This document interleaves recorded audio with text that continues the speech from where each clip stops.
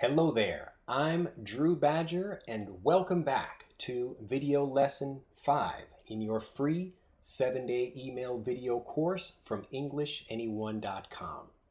Today I wanted to teach you two really cool memory techniques. If you study a whole bunch of English but you don't remember what you study, you just wasted a whole bunch of time. So today's important video lesson will teach you how to remember what you're studying. Let's begin. First, a memory technique is called a mnemonic. Mnemonic. A mnemonic is a way of helping you connect something you already know to something new, or a way of taking a whole bunch of new things and connecting them together to make them easier to understand. So let's begin with the first kind of mnemonic. If you look right up here, you'll see a list of the English numbers 1 through 9 and a set of the numbers 1 through 9 in a language that I just made up. These are not real numbers, but today I'm going to teach you the new numbers in less than 1 minute. Let's see if you can figure them out. First, I will do the bad teaching way. The bad teaching way is to put information up on a board like this and say, "Remember this," to your collection of students. You are not really teaching anything. You're not helping the students connect with the information, and that's why it becomes difficult to learn. But just for this experiment, so you can see how real learning works, I want you to try remembering this set of numbers. Right now, I will give you 20 seconds. I will put them right here, nice and big, so you can practice them. Go.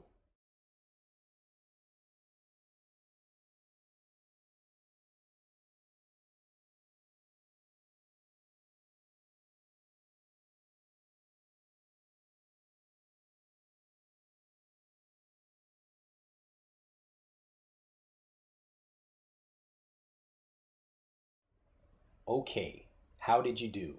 Are you ready for a test? I will give you another 20 seconds right now to see if you remember all of the new 9 numbers. Here you go.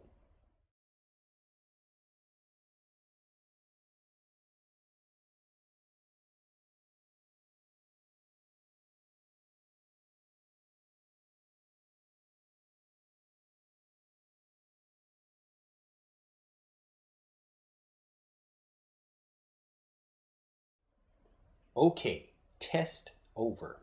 How did you do? Did you remember maybe 1 or 2 of those? If you remembered all of them, that's amazing because most people are not able to do that.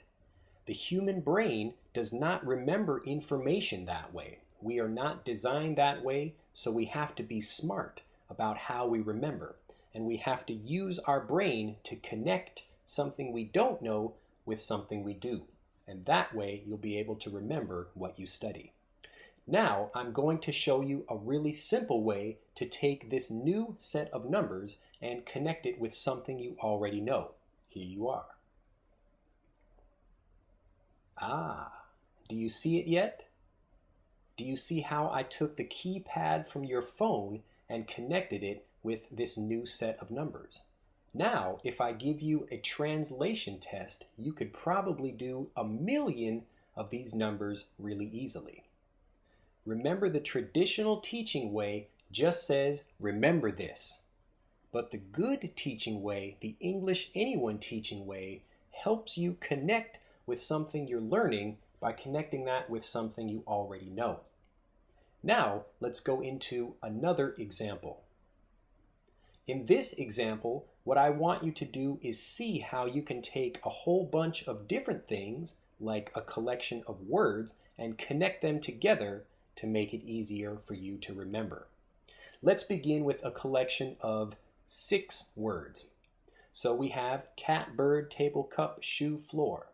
I have a cat. He jumps on a bird who is sitting on a table, and he knocks a cup over and it falls on my shoe on the floor.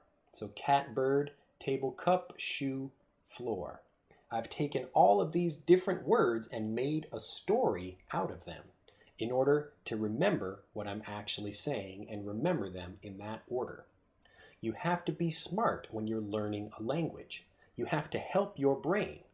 So in the last video lesson, from video lesson 4, you learned that it's important to focus on one thing at a time. And also, if you're reading or watching a movie, to know about 80 or 90% of what you're reading or watching so that the new information comes in much, much more easily. With that idea, we want you to remember how to use your mind to connect with the new information you're learning in however way you can find. When I first came to Japan, I met a woman named Sawa.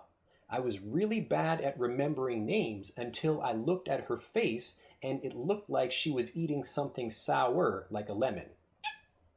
And she had a puckered face like that. And I always forgot her name until I thought, oh, her face looks like she's eating something sour. And I was able to connect Sawa and sour. And it helped me remember really, really easily. You can do the exact same thing if you get creative. Use mnemonics, anything, even if the pronunciation is not perfect, it's okay. It becomes fun and it becomes easy, and you will start getting fluent in English much, much faster.